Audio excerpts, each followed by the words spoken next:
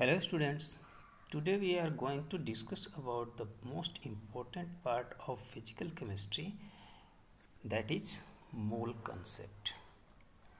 मोल concept. ठीक है, तो देखो इसमें एक्चुअल अभी तक आप लोग समझ चुके हो कि मैटर क्या होता है, सॉलिड, लिक्विड, गैस एंड वगैरह वगैरह, जितने भी आप लोग अभी तक पढ़ चुके हो वो सब तो अभी तक आप 9th क्लास को लेकर चल रहे थे, थोड़ा सा डीपली था। अब जो आप पढ़ रहे हो, this is the most important topic. Mole तो आप लोग कभी ना कभी सुने ही होंगे, ऐसी बात नहीं है। तो इसमें हम सीधा चल रहे हैं कहाँ से, एटम से। अगर हम बात करें एटम की, what do you mean by atom, then atom का डेफिनेशन क्या होता है कि the smallest particle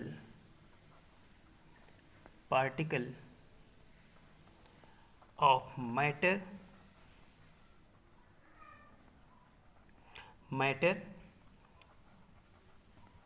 which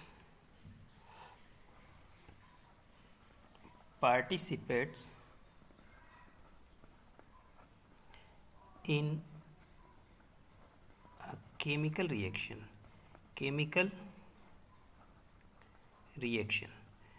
but की जगह हम एंड लिखते हैं, and does not loses its identity।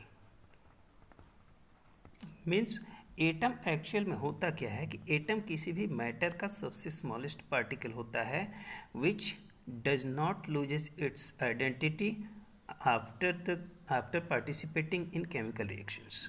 We can write as the smallest particle of matter which participate in a chemical reaction and does not loses its identity। जैसे देखो, अगर हम बात करें H2O की, तो H2O हाइड्रोजन और ऑक्सीजन के कॉम्बिनेशन से बनता है। 2H2 and O2 gives 2H2। ठीक है, तो यहाँ पर हाइड्रोजन क्या है, यहाँ मॉलिक्यूल है, लेकिन ये हाइड्रोजन अगर हम बात करें तो हाइड्रोजन प्लस हाइड्रोजन, ये दो हाइड्रोजन से मिलकर बना हुआ है। ठीक है, तो ये जो हाइड्रोजन है, this is atom, one atom of hydrogen and this is one atom of hydrogen. Same as oxygen has also 2 atoms in it. Is that clear? अब यहाँ पर एक चीज़ और है कि अगर मॉलिक्यूल की बात करेंगे तो मॉलिक्यूल का भी सेम ही डेफिनेशन होता है। तो इसमें डिफरेंस क्या हो सकता है, तो पहले हम इसकी प्रॉपर्टी देख लेते हैं कि एटम्स, हम इसकी प्रॉपर्टी में लिख सकते हैं कि एटम्स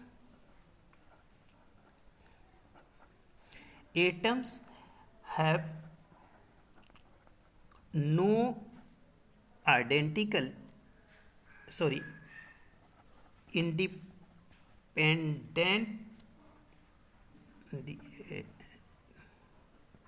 इंडिपेंडेंटली एग्जिस्टेंस। ये सबसे इंपॉर्टेंट है, दिस पॉइंट इज इंपॉर्टेंट कि इनका एग्जिस्टेंस सिंगल नहीं होता है। यहाँ देखो, आप मॉलिक्यूल के फॉर्म में है, सिंगल एग्जिस्टेंस नहीं होगा। अब यहाँ एक क्वेश्चन आप रेज कर सकते हो, या फिर एक क्वेश्चन आपके दिमाग में आता होगा कि सर आपने लिख दिया H2, then you are telling that here 2 atom of hydrogen, और हमने कहा कि atom have no independently existence, ये भी बात सही है। तो बताओ, अगर हम लिखें Fe, ये तो इंडिपेंडेंटली एग्जिस्ट कर रहा है। अगर हम लिखें सोडियम, अगर हम लिखें नाइट्रोजन, तो ये तो इंडिपेंडेंटली एग्जिस्ट कर रहा है ना? नहीं, आपको यही ध्यान देना है कि दिस फेरस, अगर हम फेरस का ये एक टुकड़ा लेते हैं, तो क्या इस टुकड़े में सिर्फ सिंगल एटम है? नहीं, there are so many atom in it. अगर ये Fe का टुकड़ा है तो there are so many atoms in it. Hence we cannot say that Fe exists in single ये सिंगल एग्जिस्ट नहीं करता है। यहाँ हम अगर Fe की बात करें तो this is the element not an atom.